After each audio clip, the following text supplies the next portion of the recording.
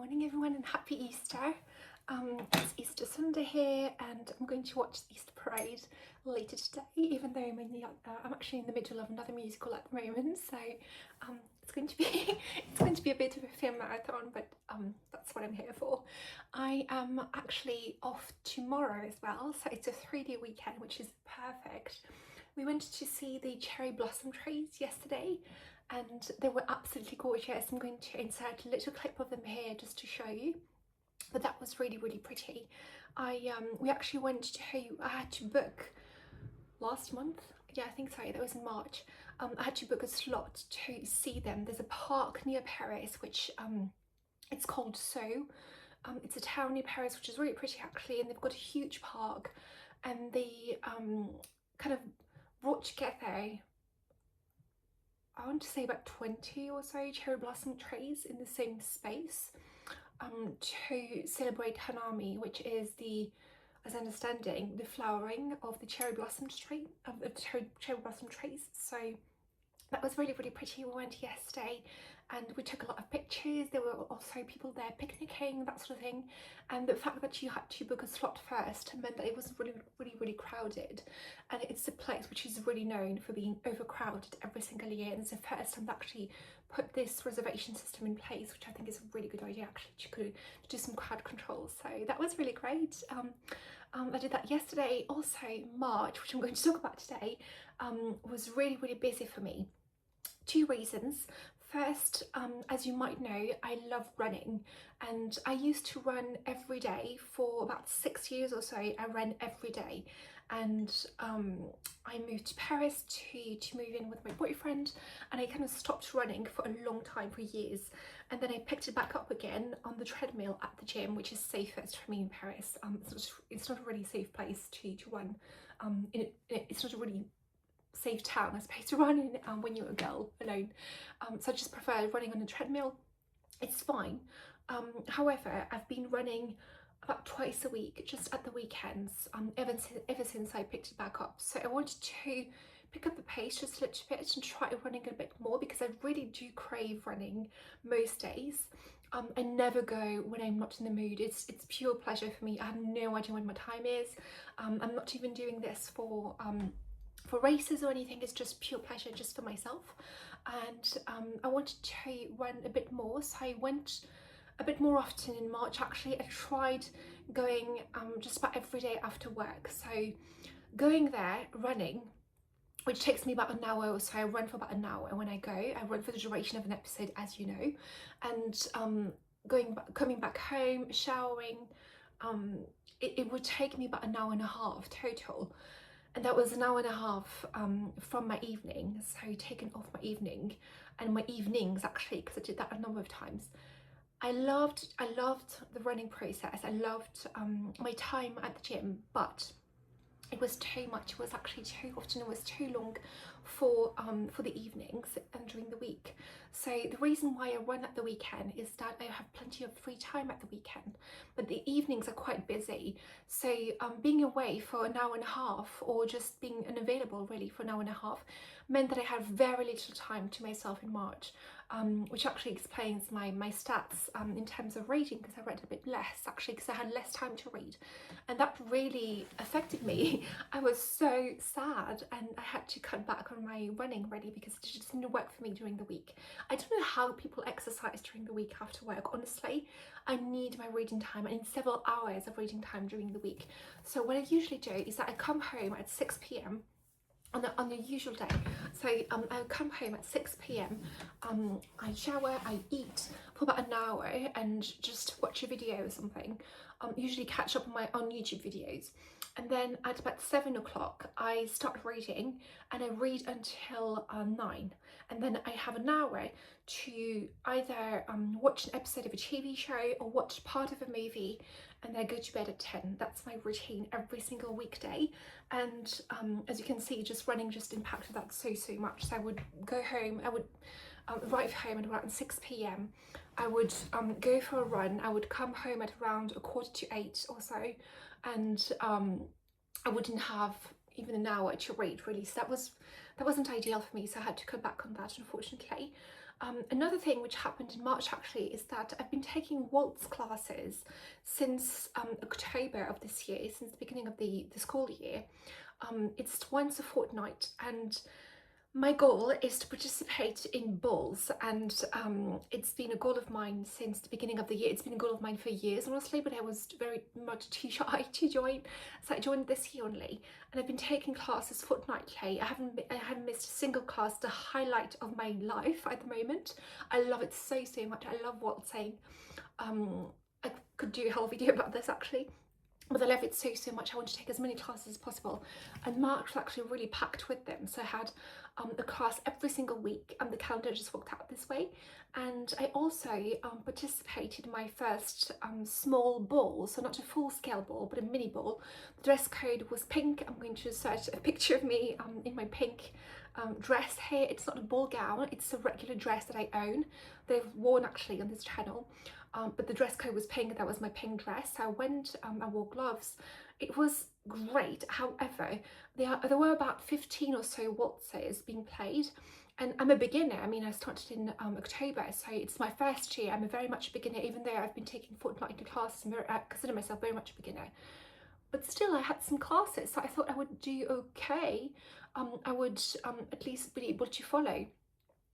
And I wasn't. So I danced for about 5 or so waltzes, and then watched the dancers for the rest of the evening, because I just felt like I was being an inconvenience, really, that I wasn't, my level just wasn't good enough for the leaders, meaning the dancers, the male dancers who were inviting me. So I'm going to be taking more classes, obviously. I mean, that's really the highlight of my life. So I'm going to take as many classes as possible and hopefully improve as much as possible.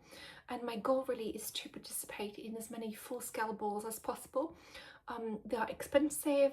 The dress code is very strict, meaning that I do not have actually ball gowns which fit the dress code in my wardrobe, so I had to order one. It took me forever to choose one, because once you actually launch yourself into the world of dresses and start staring at ball gowns all day, every day, everything looks appealing and nothing looks good enough. So at some point, because you're just so used to seeing them every day in pictures, so I ordered one. I went to my seamstress, who said you have to order a size down, because it's not going to fit you no matter what I do. So I ordered a size down. I'm waiting for to receive my gown. I'm also waiting to receive my shoes, which are special shoes, because I have to dance with them, and I have to dance with them on my feet for about 7 hours or so in a full-scale ball. I just can't wait, honestly, to participate in my first one. But this mini ball really put things into perspective, meaning that I need to take more classes, I need to improve, and I want to practice as much as possible.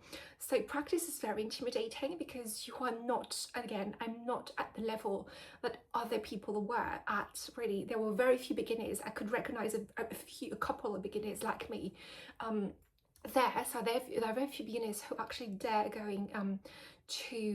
to mini balls, and even more so at full-scale balls. So there are a group of people that I take classes with every fortnight. We are going to go together to our first full-scale ball, so at least I'll have a few girlfriends to go with, and male dancers as well to dance with. But yeah, it's very intimidating, and just starting something new in general is very intimidating. I am very much an introvert. I do not like social outings. The only thing that would get me out of the house to do a social thing is eating and dancing, and I hate small talk, and I do not want to talk ever. So dancing is actually perfect, because when you focus on dancing and on enjoying the music and being really present in the music and following the music as much as you can. I mean, you can't, I personally, I mean, that's how I've learned, is that you can't place choreography on just any piece of music. It has to fit, so you have to do different things depending on the type of piece of music that you're listening to, and depending on the person who's dancing with you as well. You have to adapt to the level, you have to adapt to them and their style, and it's a conversation. It's so good. I'm just enjoying myself hugely, and if I were a millionaire, honestly, this would be my first purchase, is private lessons. Well, That's interesting. It cut me off completely. So I was saying that if I were a millionaire, I would take private waltz lessons. That would be my priority. Actually, it's a huge part of my life, my personality, and I'm so glad that I found something that I'm so passionate about this year at 37. So yes.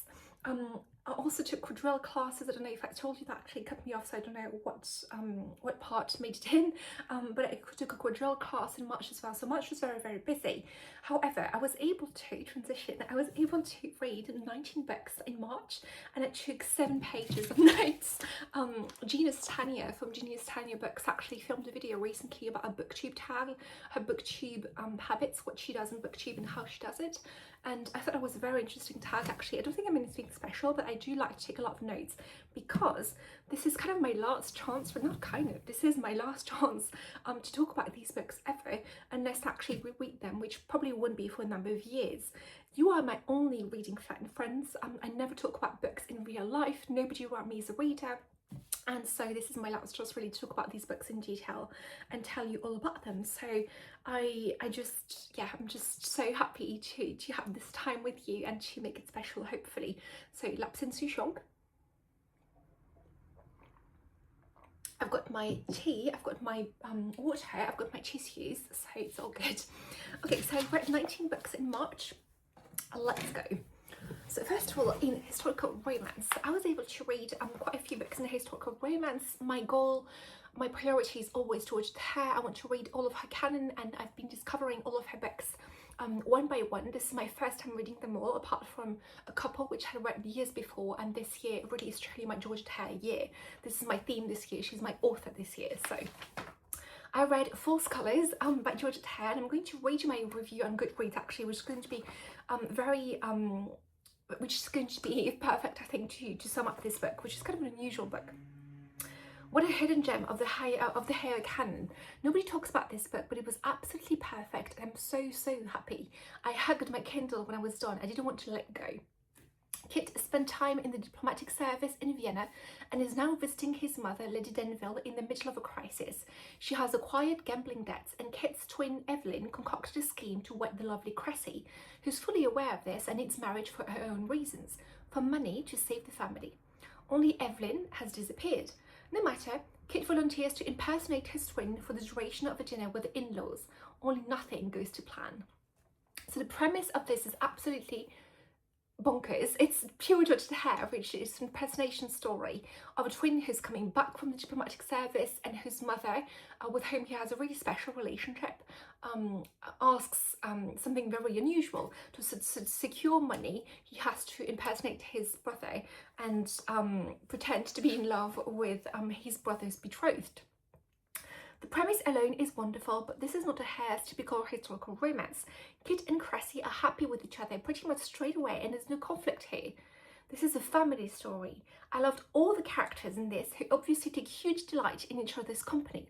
Kit's relationship with his mum is the sweetest. He calls her love, and they're devoted to each other. She's very lively and speaks her mind. I loved her. As his special relationship with his twin and Christie's grandmother is so funny. The best character in a sea of impeccable characters is Bonamy Ripple, the richest man in England, bon vivant and foodie, who's been courting Kit's mother forever. What a gem, bestest man. I adored him and his obsession for the finer things in life, especially food.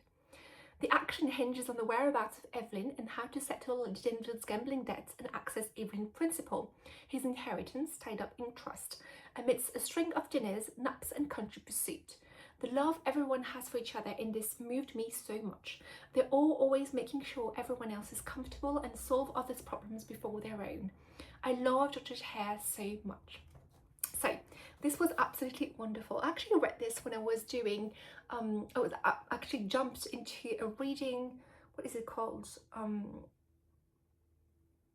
When people put up videos of reading and you can join and read socially with other people. Can't remember, but I joined that, which I almost never do actually. I think this is my second time joining one of those. So I joined it, and it's going to bother me, but I joined it. I joined it on Jen from Jen's Reading Life's channel.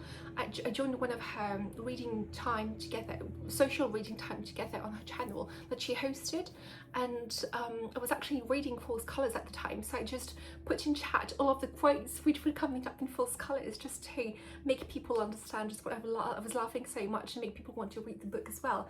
I think it's just so special, honestly. I learned new words. You gape seed, which is an insult as someone who gapes a lot and it looks kind of stupid. And nip cheese, who is someone who's very stingy and doesn't want to share her or his money. And the shabby genteels, which is a whole class of its own, kind of below quality, which is another class really that servants really talk about very much all the time. So quality is aristocrats and well-to-do people, and the shabby genteels are kind of Jane Austen people, so the gentry who doesn't have much money, kind of cash poor, but who own land pretty much, but are a bit shabby, so the shabby genteels. I thought it was really interesting. There is a Regency remedy in this book, which is so funny. We used to lay crushed strawberries on our faces to clean the sunburn, slices of raw veal too against wrinkles. So if you'd like to try that. And there's also, as I said in my review, there is Bonamy Ripple, who is a bon vivant and a foodie, and there's lots of descriptions of food in this book. It's a very cozy book, very much about not really about the couple, really. It's not a historical romance. As I said in my review, it's a family story for me, in that Kit's, the hero's mother, and Christie, the heroine's grandmother, are really the heroines of this book. I think they're so precious and hilarious, and there's constant love for them, really. And when Kit's mother is being wooed by this absolutely gem of a man who is a bit of a caricature, Bonamy Ripple, don't you love that name? I thought that those were the best scenes, honestly, and the best kind of Georgette hair, where she's just having fun with the characters. I think she even said herself, actually, I think on Jennifer's website, Jennifer, I can't remember her last name, but she's a huge Georgette hair expert, and she wrote many books about her. And on her website, actually, on her blog, she talks about each book at length, and I sometimes go there after finishing one of Georgette Hare's books just to see her thoughts on that. I think she said that Bonamy Ripple was actually one of Hare's favourite creations, and I could actually absolutely see why. He's a gem.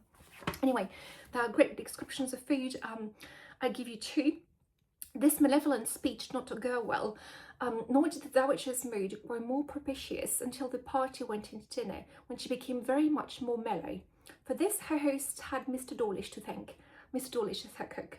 Not for nothing does this genius command an extortionate wage. He knew quite as well what to offer a very old lady as how to serve up a grand dinner of 2 full courses, consisting of half a dozen removes and upwards of 30 side dishes.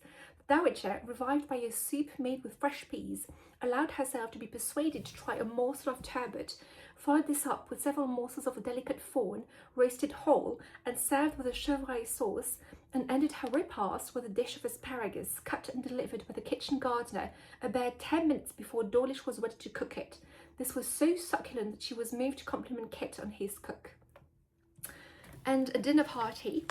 Informality was maintained at supper, for which lavish repast the Thatchams, in spite of demurring that a 7-mile drive lay before them, were persuaded to remain at Havenhurst, but it did not extend to the dishes provided by Mr. Dawlish, which ranged from lobsters to a succulent array of tarts, jellies and creams, upon which the younger members of the party regaled themselves with unabashed greediness. The Thatchams took their leaves, Mr. Edward Thatcham gazing with youthful admiration at his hostess, informing her that he had spent the jolliest evening, reverently kissing her hand. Lady Denville took her sister-in-law and Christie up to bed, and Kit returned to the supper room, where the 3 remaining gentlemen were sitting amongst the broken meats. Ambrose in the sulks before his father had reproved him for allowing Kit to give him a glass of fine old cognac.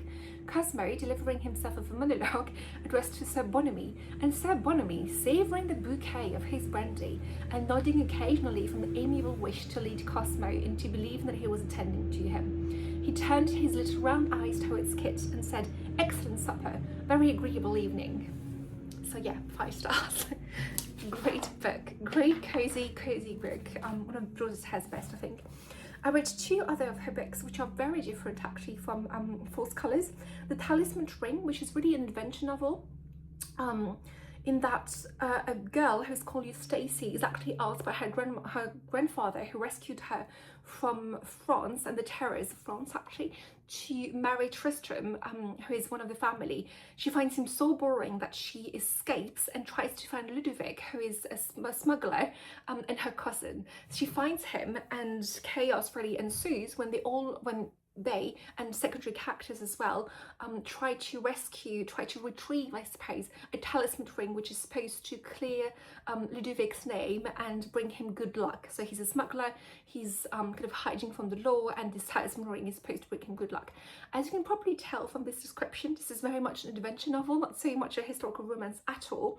I thought that the main couple was so boring, and that the adventure just went on and on. The plot really to retrieve the talisman just went on and on unnecessarily. It was too long for me and became a bit boring.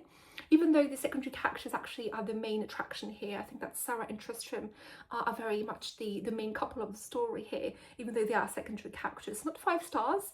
I thought it was a bit boring for me, and I don't think it's Hayes' best, but that's just my opinion, and I will probably reread it at some point because I love her so much. Just one quote which shows you kind of the metatextual text that Haya is working with here. I think it's an interesting novel for that alone, really. So Hugh laid down his knife and fork. "Sally, what the deuce is all this about?" he demanded. She laughed. "My dear, I've scarcely any more notion that you have, but I am quite sure my clear duty was to chaperone the little heroine. Moreover, I admit to a slight feeling of curiosity to see the wicked cousin. I am at present at a loss to decide whether Sir Tristram Shield is the villain of the piece or merely a plain man goaded to madness." So the characters very much are aware that they are in the novel, and there is a lot of metatextual, kind of funny metatextual commentary on the novel as well in here. The Reluctant Widow by Georgette is another book which is kind of a parody, really. It's not an adventure story so much as it is a gothic parody. It's like a kind of nothing fan fiction. This book was so weird, so good, but so weird. The main couple is terrible, which is why I can't give it 5 stars, really.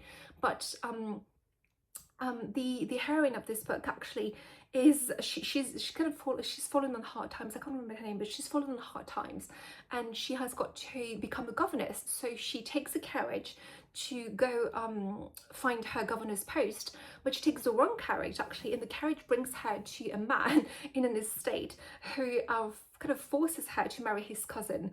It's a whole thing, but his cousin is convinced that his cousin is convinced that the hero is after his money. So in order to prove to him that he's not after his money, he wants the heroine to marry him, so that the estate and his money will go to her and not him. So it's a completely convoluted story. She agrees, which is what? She agrees. So she's got the estate, she's got the money, she is married to a man she doesn't know, and the next morning he dies. So she's a widow after only one evening of unconsummated marriage, because he was on his deathbed, and she becomes mistress of this entire estate after just wanting to become a governess at the beginning of the book, which is quite a reversal of fortune. So she becomes mistress of an entire estate, except that the estate is completely in ruin, and mysterious things are happening all along. So they are being burglared, she's knocked over, there are brigands, nefarious designs, all sorts of things. They are reliving pretty much a gothic novel, and the hero is so condescending, and he keeps telling her that everything will be okay, that she's imagining things, that nothing is going on, nothing is going wrong either. It's a maddening book. There is a secret library, secret rooms, that sort of thing, which is very, very interesting. I kind of loved this book and hated it as well. Again, the couple is so bad.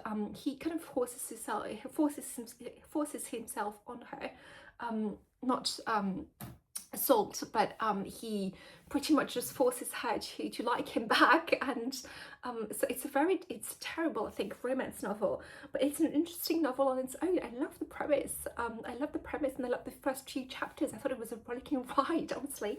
But yeah, so definitely we'll read at some point, but not the best historical romance novel by far. Lady with a Black Umbrella by Mary Balogh. You have no idea how long I've waited to start my Mary Bailey journey, actually, she has a huge backlist, and I love historical romance. I had just no idea where to start, really. So I started with this one, which I think is a signet romance novel. It's one of her older ones for sure. So Lady with the Black Umbrella is about Viscount Kincaid, who is staying at an inn. So he's an aristocrat, he's staying at an inn, he's a bit of a ne'er-do-well. He's staying at an inn, and he loses his wallet when he's about to depart the inn, so he has no way to pay for anything. So he has no way to pay for anything, and he's set upon by ruffians after refusing to pay, being unable to pay anything at the inn. He's rescued from the ruffians by Daisy, who is the heroine of this book. Daisy is a 25-year-old woman who has got a sister that she wants to launch into society, kind of like Frederica, really, and she considers herself a spinster at 25, that she's kind of completely removed from society, you know, a dowager countess somewhere. She has lots of money. She just she's completely unaware of her talents, of her beauty, of anything. She just considers completely herself on the shelf, and she's just here for her sister. She rescues him from the ruffians, and she pays for him. So she pays for his stay at the inn, she pays for his gambling debts, and she pays for the prostitute that he used the previous night. This is an incredible book. He tracks her down to London to repay what she paid for him, and he falls in love with her. She makes a project of everything and everybody, really. As soon as she sees that somebody is in need of something, she makes a project of them, which isn't a choice. But yeah, he falls in love with her. But again, she considers herself on the shelf. So as means of repayment, really, she asks him she tells him that he can do one thing for her, is that he can help her launch her sister into society. So he agrees, and they get closer throughout the course of the book.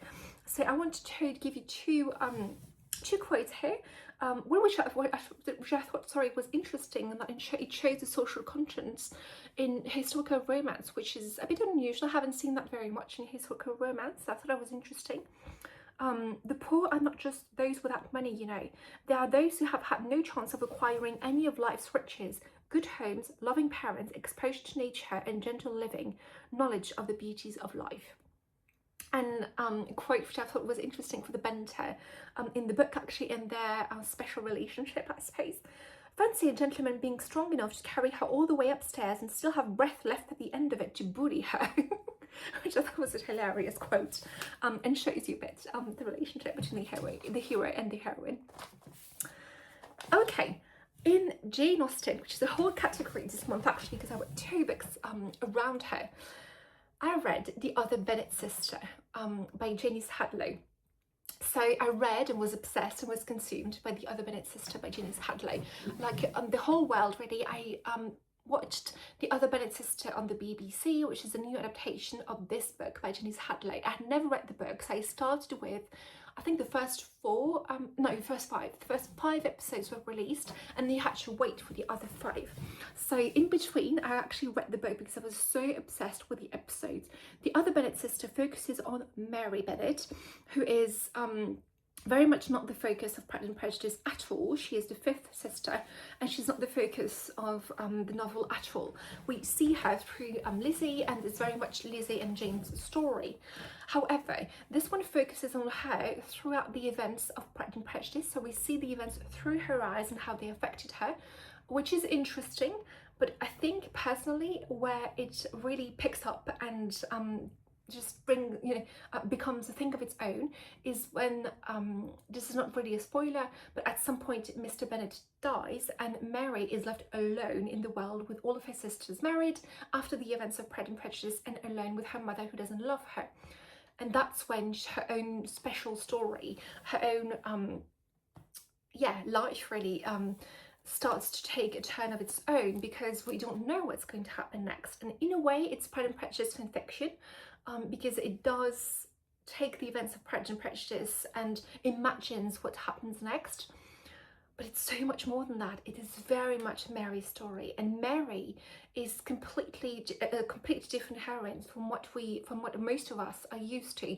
She's a scholar, she's a reader, she is somebody who is really passionate about knowledge and about accuracy and about history and about becoming really a person worth knowing, as I think, and an introvert and somebody who is very awkward, but she has talents of her own. And I think that really, this blew me away. Honestly, this blew me away.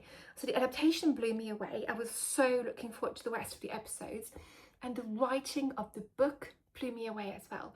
I think the adaptation does a better job of the romance, but the book does a better job of making you really close to Mary and close to her thoughts. And she became such a good friend to me, and I could see so much of myself in her, and I completely adore her. She's completely overlooked by everybody, but she has such a rich inner life, and her conversations with everybody and her coming of age and her growth throughout the course of the book is mind-blowing. I loved it so much. This does what no book I have ever read does, which is expand on a book which I've known so well, which is so personal to me, which is Pride and Prejudice. It expands on that, but it's very much a book of its own as well. And sometimes you say like this, you know, just took a life of its own, it became its own thing. And it's true to a certain extent, but it wouldn't have worked without the previous work being alluded to. This could work on its own without Pride and Prejudice. What it does, which I think is brilliant really, is that, which I didn't think was possible even, is that you need a thorough knowledge of Pride and Prejudice to understand this book. However, this really goes beyond that. It takes every character in Pride and Prejudice and gives you a whole new light on them and a whole new perspective on them, very much. Mary becomes friends actually with the gardeners who take her under their wing, and this is through the gardeners and through a different kind of couple than the Bennets, a couple who love each other, a couple who really make a house a home and who completely support their children and the people in their lives, who are just the best of people. Through that she's nourished, and her passions are allowed to grow, and she's allowed to come into her own. And it's gorgeous, honestly. This book made me cry, it made me laugh, it made me cry, it made me think, and it made me rethink really. So again, the gardeners, but also she has a friendship with Mr. Collins. She has very many conversations with Caroline Bingley and Charlotte Lucas and her mother and Lizzie and Jane, which completely, I mean, people are really harsh to her, and you can see that this is how they are really on the inside. If you really read Pride and Prejudice closely, this is probably who they are, and this is probably what they would do. I mean, at no point did I think this is going too far, this is not who they are, this is character assassination. No, this is probably, yeah, their, you know, their traits, character trait, but also their faults.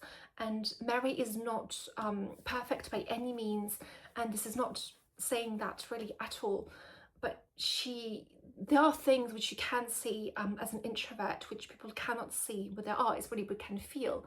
And this is kind of what it felt like to me, really, that Pride and Prejudice had certain scenes which I could feel from the inside for the first time, and which I had not considered the point of view of everybody in that scene until then. So it just blew me away, honestly. It made me want to read so many other books as well. Again, she's a scholar and she reads so many varied books, and she has thoughts about just about everything, and she forms her own thoughts as well. This is a brilliant book, honestly. I mean, the romance is so good as well, between two introverts who are geeks and scholars, and her passion for reading just got me, honestly, just so emotional. Yeah, so I've got quotes here, which I think are going to make you want to read the book, honestly. So about developing reading tastes and intellectual pursuits.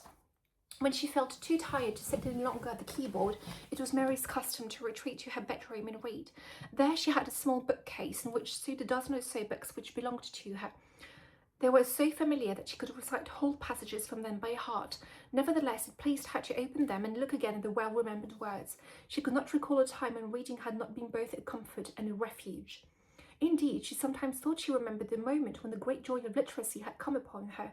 She was huddled in front of the fire in the nursery, when the black lines on the paper that Lizzie had so patiently traced for her ceased to be random shapes and suddenly assembled themselves into letters. A is for apple, C is for cat. Once she grasps this, there was no holding her back. She raced on, advancing from picture books to rhymes and fairy stories. She made short work of the history of little goody two-shoes, and the story of the robins did not detain her long. In those days, she read in the company of Jane and Elizabeth, the three of them sitting together up in the nursery, each occupied with her own book in companionable quiet. But as she grew older and more unhappy, and her sisters drifted away from her, books became less of a link between them than a solace for their loss. When Jane and Elizabeth whispered together without including her, when they shut the door to their room and did not ask her to join them, then it was to her books that Mary fled, finding in them a distraction for the loneliness that depressed her spirits. And then she discovers history at some point. Opening the first volume, she saw that it was a history of England. She was not sure whether this pleased her or not, but when she looked more closely, she discovered that it was written by a woman. This surprised her.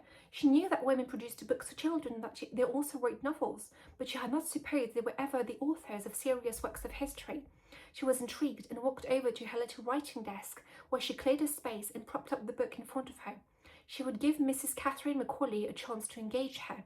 Mary was still in her room when Mrs. Hill came in to find her and set her down for dinner. "Your mother has been calling you for 10 minutes. She's not best pleased." Mary looked up absently, laid down her book, and then walked slowly downstairs. She hardly spoke during the meal, her thoughts entirely occupied by what she had read. It was not as easy to follow as the simpler works she was used to, but that did not discourage her. Another quote about being absorbed in reading. Mary apologised and vowed to do better in future, but she knew her promise was a hollow one. Her life, such as it was, that took place almost entirely between the pages of her books. The events of the Civil Wars, as Mrs. Macaulay explained them, the stories of Charles I and Oliver Cromwell had become more real to her than days which passed so unchangingly at Longbourn. Her books were her mainstay, and nothing, not even her mother's loudly expressed displeasure, could make them give them up. On the contrary, her intellectual appetite grew more intense with each volume she finished, and as a consequence her visits to her father's library grew even more frequent and of longer and longer duration. So reading sets her apart from her family. She suffers from constant comparison to her sisters, and there is a quote in the book which kind of gives you the taste for the entire book, when she has a conversation with Mr. Collins about what life is all about, and they refer to Greek philosophers, and in particular to Aristotle, saying that happiness is entirely up to you. And the book really is about that.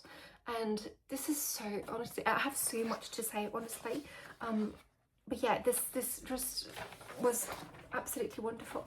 I also thought that one quote about being a poor relation really struck a chord with me, as much as the quotes about reading and about happiness is a thing of your own making. Being thrust upon the kindness of people is not always a kindness. So there was a quote in the book about that. It was not love for Mr. Collins, it was a sense of deep, angry longing, a longing for the life that might have been hers if things had turned out otherwise, a longing to be settled, to have a home she could call her own, a secure place in the world. But she was increasingly persuaded this would never happen now, that she would always be a guest in the lives of others, compelled to shape herself to whatever was required of her by those on whom she depended. And this really struck a chord with me because of personal happenings, and yeah, I can definitely feel for Mary here that she has to mould herself into something that people will enjoy, because she depends on their kindness and charity. So yeah, that was amazing, honestly.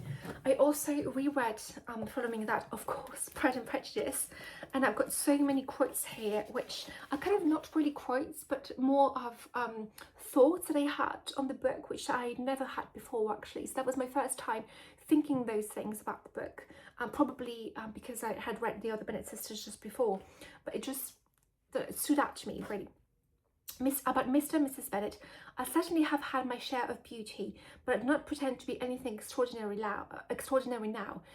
The other Bennet sister, which really answers, I suppose, one of the questions which I really had about Pride and Prejudice, is how Mr. and Mrs. Bennet could possibly have become married. They are so different, and he does not respect her at all, you can tell. So yeah, this I thought this quote was very interesting, I suppose.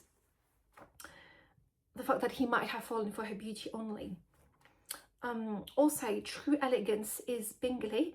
Bingley is said to have easy, unaffected manners, which actually parallels Lizzie and not Darcy. So Lizzie and Bingley perhaps might have been the better match. Lizzie is said to have an easy playfulness.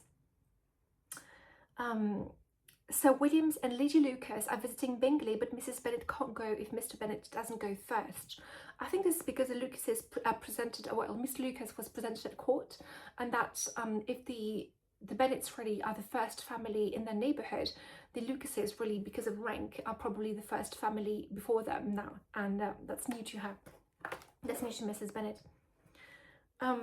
Next, another quote. He meant to be at the next assembly with a large party. Gentlemen are always scarce at balls. I can absolutely say that it is true. Having taken waltz classes this year, I can say that gentlemen really are really scarce at balls and at any dancing event, and we have to preserve them. We have to make them feel really welcome because we're always in need of leaders, really. About books, I cannot comprehend the neglect of a family library in such days as these, which is a Darcy quote, which I love. Also, a quote about Mr. Bingley, with a book he was regardless of time, which I think is one of my favourite quotes ever. I found that interesting actually to see that Mr. Bingley actually returns Mr. Bennet's visit in the book, but he sees nobody else, which seems very rude to me, but it's probably the custom at the time, that he just returns his visit at Longbourn, but he sees nobody else, even though everybody know that he's in the drawing room with Mr. Bingley. Also interesting, after reading The Other Bennet Sister, Elizabeth was the least dear to her of all her children about Mrs. Bennet. So Elizabeth is her least favourite child, which The Other Bennet Sister makes you think that it's Mary, but actually it's Elizabeth. And I wonder if it's because she's so close to her father in temperament, and that she knows that she's cleverer than her.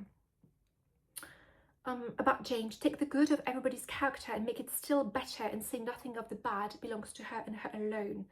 This is her virtue. I love that about her so much. I think it's just such an underrated quality. You can think a lot about people, but you can choose not to say it, which I think is true elegance right there. If I were as rich as Miss Darcy, I sure should not care how proud I was. I would keep a pack of foxhounds and drink a bottle of wine every day. So true. We are told that Miss Bingley only selects books to impress Darcy. Her attitude is very performative. No real surprise here. Had Elizabeth's opinion all been drawn from her own family, she could not have formed a very pleasing picture of conjugal felicity or domestic comforts. As opposed to Gardiner's, again, Mr. and Mrs. Bingley are so ill-matched in the book, and she has to look elsewhere for role models really in marital life, just like Anne really has to look elsewhere in the Crofts for examples of happy marital life as well. There was certainly at this moment in Elizabeth's mind a more gentle sensation towards the original Darcy. The commendation bestowed on him by Mrs. Reynolds was of no trifling nature. What praise is more valuable than the praise of an intelligent servant? Mrs. Reynolds actually does a good job of matchmaking here. She praises Mr. Darcy because he has never had a bad word to say about anybody, and he has never lost his temper ever since he was a small child, and he's a really good master to everyone in Pemberley. And through that, Elizabeth sees his true nature and his true value. Her love is grown through his love of duty, I think. Darcy has intelligent tastes and good manners, and he's not resentful after his rejection by Elizabeth. He wishes her to meet Georgiana straight away, which is the highest praise, and Elizabeth actually feels that very much. We are told that Mrs. Bennet's favourite son-in-law is actually Wickham, which, oh my gosh, yeah, this is in the text really, right there. And we are given a glimpse into the future, which I thought was interesting, in that Lydia and Wickham indifference was appealing to, Lydia and Wickham are always appealing to her sisters for settling their bills, which I think is very interesting. It made me think actually of Death Comes to Pemberley, which is one of my favourite Jane Austen adjacent adaptations. It takes place after the events of Pride and Prejudice and focuses on Lydia and Wickham coming to Pemberley in a rush because somebody has been shot and Wickham's the prime suspect. And this adaptation is wonderful. It's one of my favourite things ever. I love it so much, and we are given a glimpse into Elizabeth and Darcy, and that's talk about the future, that's talk about Lydia and Wickham, and it just gives you new ideas about what their marriage is like, and I just love it so much. I highly recommend it. I don't want to spoil it. It also focuses on Georgiana and her love and her duty to Pemberley as well, and on Lydia and Wickham's marriage, and on the fact that she's not as stupid as we think, that she knows what's going on. It also focuses on Elizabeth Darcy's marriage and their courtship, and how people around them would receive their the news of their impending marriage as well. I love this adaptation so much, and I highly recommend it. I think I'm the only one in the world who loves it this much, but I love that it comes to Pemberley so much. But yeah, that was my Jane Austen moment this month, which was huge. In fantasy, I read Temeraire by Naomi Novik, which was amazing. Oh my god, I read this many years ago. Actually, I read Temeraire and Throne of Jade. This is the Napoleonic Wars with dragons. So at the beginning of the first book, Lawrence, who is in the Navy, actually acquires a dragon. He acquires Temeraire through a series of events, really, and he becomes his pilot. And in this world, pilots, dragon pilots, really, and aviators, I suppose, and dragons fight in the wars and the front line of the Napoleonic Wars, and they are the best weapons, really, because each dragon has got its own special qualities depending on the species. Lawrence and Temeraire form an absolutely gorgeous bond. This is Patrick O'Brien with dragons. The language is so cozy and so lovely. Temeraire it becomes a bit of a dragon scholar. He loves reading. He got read on his own, so Lawrence and him have several reading sessions together.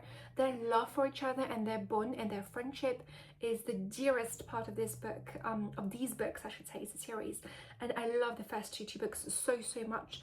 They go on in battle, they go on battles and front lines. They also develop friendship with the other dragons. They see what life is like in the corps. And Lawrence is a very dutiful man. He's very much a gentleman. He wants to do what's right. He's a wonderful man. He's a very moral character. His love for Temeraire is wonderful, and his meeting Temeraire actually makes him think about the world differently. Like, he sees the world for the first time through the eyes of Temeraire, who is kind of awestruck by everything happening around him, by the injustices happening in the world as well. So he questions everything, and Lawrence comes to question everything as well. This is the best kind of book, and this is the kind of fantasy that I would absolutely recommend to anybody who is not really familiar with fantasy but wants to dip their toes into the worlds of fantasy, because apart from the dragons, really, the rest of it is very much Regency, but it's just so darling. I love it so much. They are so cozy. The second book takes place in China, so it's traveling for you as well. I love these books so much, and I just really want to read the entire series. I think there are 9 books total. I've read 2. I think I've read the third one ages ago, but I can't remember any of it. So I really want to read them very soon. I love them so much. I'm obsessed. 5 stars, of course. Just a couple of quotes to give you a taste. I should rather have you than a heap of gold, says Temeraire, who is obsessed with gold and jewellery. It's and Lawrence says, my dear, I would rather have you than any ship in the Navy, which for a captain, that is saying a lot. These books are very cozy, very funny, very intelligent and clever, and they are Patrick O'Brien with dragons, honestly, and made me want to reread Master and Commander and finish the Patrick O'Brien Maturin books very much. I also read Heartless and Timeless by Gail Carriger. They are the last 2 books in the Parasol Protectorate series by Gail Carriger, which are steampunk / fantasy romance books with vampires and werewolves in the Victorian era, as in steamships as well, and steam in general. This was my favourite series for a long time, for years and years. This was my first time in my life, apart from Harry Potter, when I read the book for the first time. The first book in the series is called Solace, and when I thought this was written for me, somebody has read my diary. This is about Alexia, who is a Victorian heroine who is kind of a spinster. She's on the shelf and she is soulless, meaning that she cancels supernatural powers. So every time she has contact, physical contact with a supernatural being, werewolf, a vampire, they lose their powers. So she's a very potent weapon in this world of vampires and werewolves, and we are being privy to all of the vampire and werewolves way of life, lifestyle in the Victorian era, how accepted they are, the plots against them, their lifestyle, their food, etc, etc. These are very plotty books, even though they are meant to be light and funny. Upon a reread, I found them not as funny as I remembered, and very plotty. So there are a lot of things going on, and I'm not super fond of vampires and werewolves, so that was a bit too much for me, even though I love Alexia and I love Connell as well, who is her husband. But I thought the relationship between the two, which is very benchy and very much what I like, was kind of overshadowed by the feeling of, which is also good, but the feeling of found family in this book is very strong. And so we spend a lot of time on the secondary characters, and I would have liked to spend more time on tea and light things as opposed to plot and adventure and very gruesome sometimes things as well. So they're meant to be light and funny, but sometimes they are very gory scenes which happen from time to time. So yeah, not a favourite as it used to be, which is a bit of a mourning really when you reread a book which used to be so dear to you and you realise that it's just not your favourite anymore and you've changed, and the books just don't impact you as much. It's a bit of a mourning, I have to say, but I'm glad that I finished the series. I'm not going to read any more books in the vast Paris of Electorate series, but I did read the Paris of Electorate books, which is the initial series, so I'm very glad about that. I also read something else which did not really hit as much as I wanted it to. The Unicorn Hunters by Catherine Arden. I received an ARC of this on NetGalley, and Catherine Arden has written a very successful Winter Night trilogy, I think it's called, which I've never read, and I didn't know what I was in for. I wanted folklore, I wanted fantasy, I wanted historical fantasy. This was very much historical fiction. This is about a 15th century Brittany and Anne of Brittany, who is desperate to to keep her Brittany throne and for it not to be absorbed by France. So she receives a proposal of marriage from the French throne, and she doesn't want Brittany to be absorbed in the French kingdom. So she decides to actually marry the French king's enemy instead, and she disappears with them, with him, I suppose, in a place on the map which nobody has access to, and Divine is caught touch really, which is said to be haunted, I suppose, by unicorns, and things happen, but not really fantasy things. So I thought it was very much historical fiction as opposed to historical fantasy. There wasn't enough fantasy for me, and it was, personally for me, the pace was just too slow, and I was very bored by this book. It was interesting. I wouldn't say it was horrible by any means. Writing was lush. I loved Anne, but there's just story was really too boring for me, and nothing much happened to keep my interest. And again, it's 15th century Brittany, which holds no personal appeal, so that may be why. I also read The Unpleasantness at the Bellona Club in Golden Age Mystery. I read The Unpleasantness at the Bellona Club by Dorothy Sayers, which was the next book in the Lord Peter Wimsey series for me. The premise of that is that it's so funny actually. I love the first scenes of this book. The first chapter of this book takes place in a restaurant, a private club, the restaurant of a private club that Lord Peter is a member of, and he is talking to I think Parker, as a detective. He's talking to him about the club and about its members, saying that all members look dead really, meaning they don't look really lively, and it's all a bit boring. They, I think, order food or something, order drinks, and they realise after a while, at the end of the chapter, that actually the person who has been sitting next to them this entire time has been dead for hours, and that a gentleman in the club is actually dead. That's the premise of the whole book, and actually the whole mystery hinges on the time of his death, because the time of his death is super relevant to the inheritance that's going to happen, and to whom the inheritance is going to go. So if you died before a certain time, the inheritance is to go to someone, and if you died after a certain time, the inheritance is going to go another way. So it's super important to pinpoint the exact time of his death, and that's the entire book. I also read the next book in the series, which is Strong Poison, which is introducing Harriet Walker, sorry, Harriet Vane, played by, Harriet Vane, who is the love interest of Lord Peter in the books. So she's introduced in Storm Poison. She's actually the culprit, the main culprit in Storm Poison, the main suspect. She's imprisoned because everybody thinks that she murdered her lover by poisoning him, and she is actually a novelist, and in this world she's a novelist, and she is writing a book about poisons as well. So everybody thinks that she's guilty, and Lord Peter knows that she's not guilty, and he's falling in love with her, so he's trying to clear her name. Storm Poison is a very interesting book because I actually saw the adaptation recently, and it's so good. Honestly, the chemistry between the two leads is excellent, so good. And I loved it so much, and I just love this book so much because it introduces her, and because it's all about her really and Lord Peter's relationship as much as it is about the mystery, the solution to the mystery. And I think the plot in general really is so weak. I hated it for that. I thought at the end, just think like, what is going on? Is there a whole chunk of the book missing? Is that the solution truly? It's so unsatisfactory. But they love the relationship, and they love just Harriet really to pieces. So she's an intellectual, she's a novelist again, and she's wonderful. There are 2 quotes which I wanted to read out loud to you to give you a taste of it. One thing that happens in this book actually is that Lord Peter Wimsey actually hired a secretary, a very efficient secretary, whom I absolutely love in one of the previous books, and she has a pool of secretaries under her, and this is a description of the pool of secretaries under her. He was sitting in Miss Catherine Clemson's private office. The establishment was ostensibly a typing bureau, and indeed there were 3 efficient female typists who did very excellent work for authors and men of science from time to time. Apparently the business was a large and flourishing one, for work frequently had to be refused on the ground that the staff was working at full pressure. But on other floors of the building there were other activities. All the employees were women, mostly elderly, but a few still young and attractive.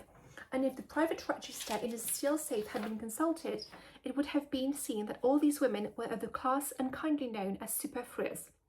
There were spinsters with small fixed incomes or no incomes at all, widows without family, women deserted by pathetic husbands and living on a restricted alimony, who previous to the engagement by Miss Clemson had had no resources but bridge and boarding house gossip.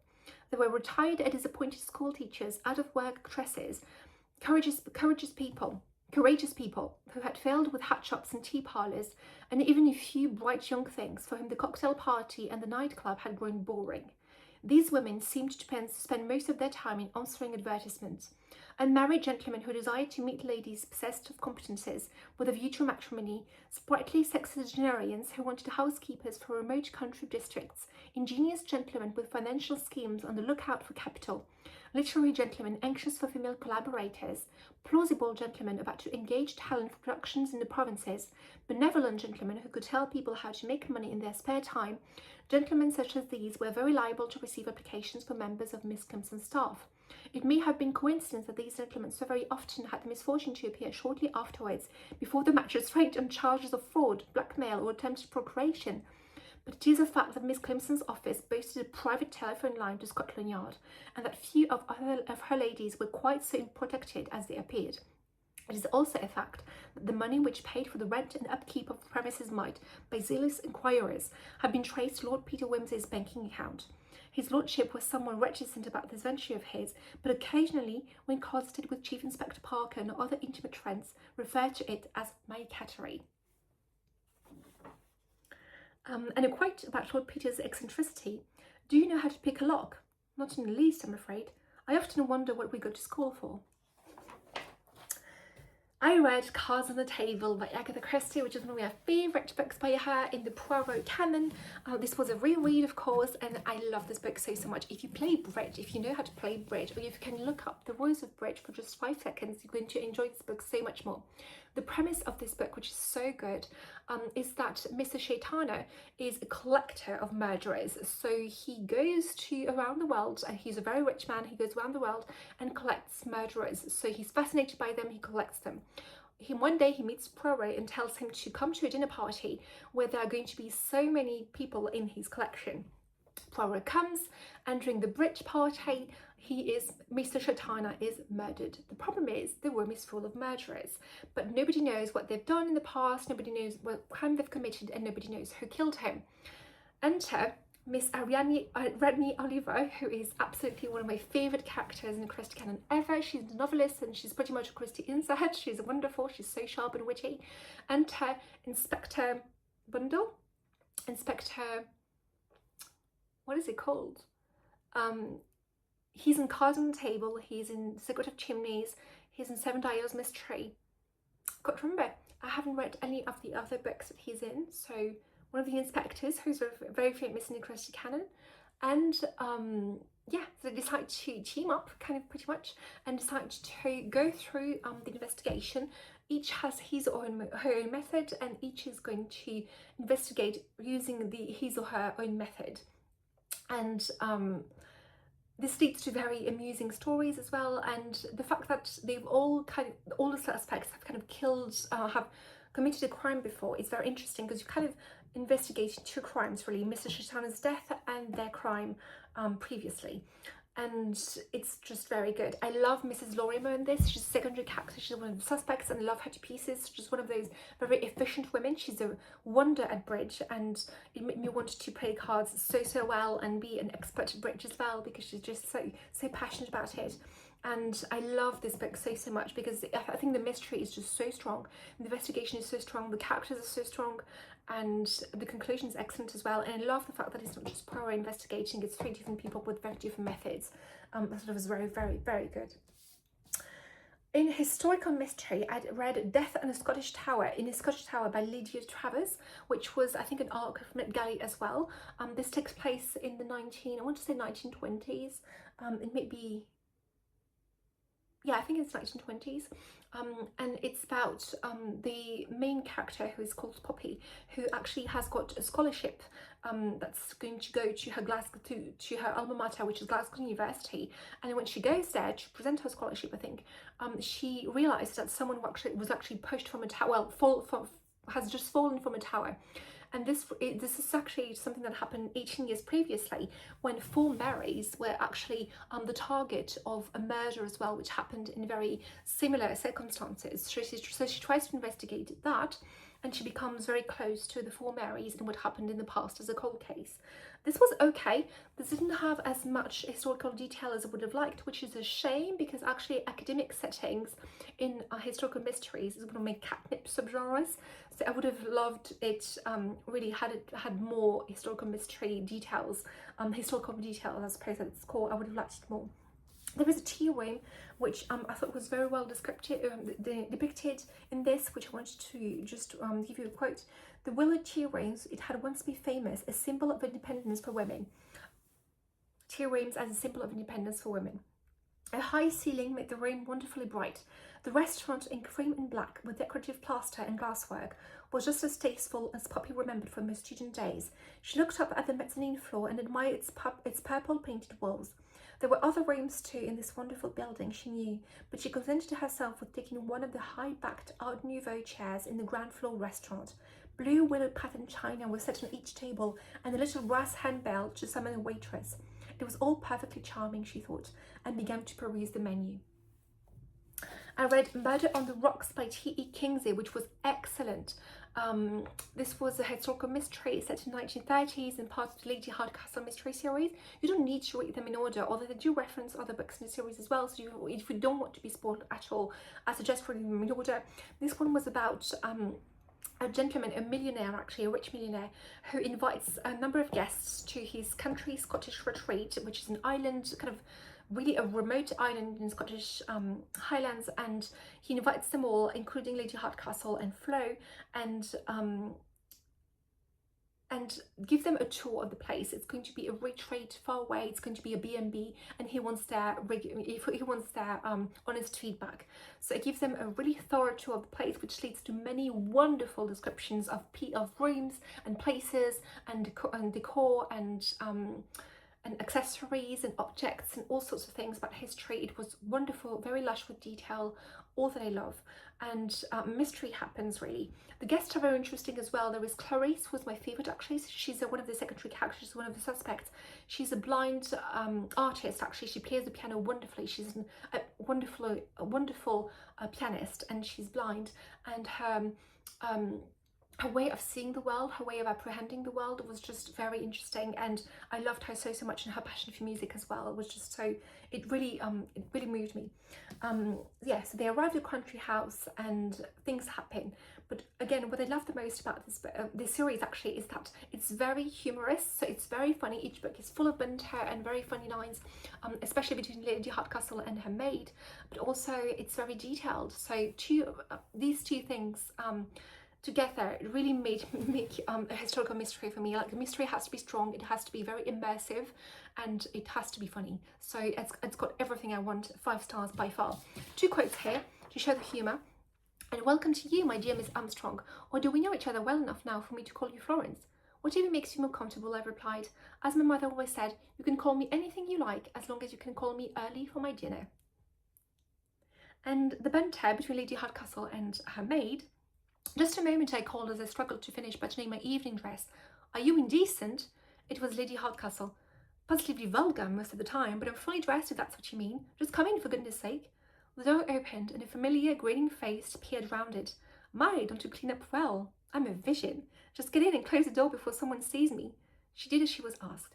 "You seem to be having trouble here, dear," she said. "I can't do these blasting buttons. I don't know why people design dresses like this." She stepped over to help. "What you need, young Flossie, is a lady's maid. I have one. She's simply marvellous. They're all the rage in certain circles." She's talking about her, of course. So funny. Also, the description of their host, who is the rich millionaire, rich millionaire is a pleonasm, the millionaire who is hosting them. "This," she indicated a distinctive bottle with its fleur-de-lis stopper, "is Louis XIII and probably costs GB more than the average Englishman earns in several months. Several years for some, I should wonder. Unusual that he leaves it lying about. Most men lock the good stuff away and keep it only for themselves. J.B. McIntyre is that rarest of creatures, a generous rich man." I also read 2 historical mysteries books, which I'm going to glide over really because they were not that good. I'm going to drop these series actually because it has been a string of disappointing books in the series, not immersive enough, not funny, but mostly not immersive enough, and quite gory as well for one of them as well. "When the Wolves Are Silent" by C.S. Harris, which is part of the Sebastian Sincere mystery series. Very violent, too violent for me. This one was about ritualistic killings in Regency, and just too dark for me. And not enough details about the history and the period of time, which I think is 1813. And A Ghastly Catastrophe by Deanna Raybourn.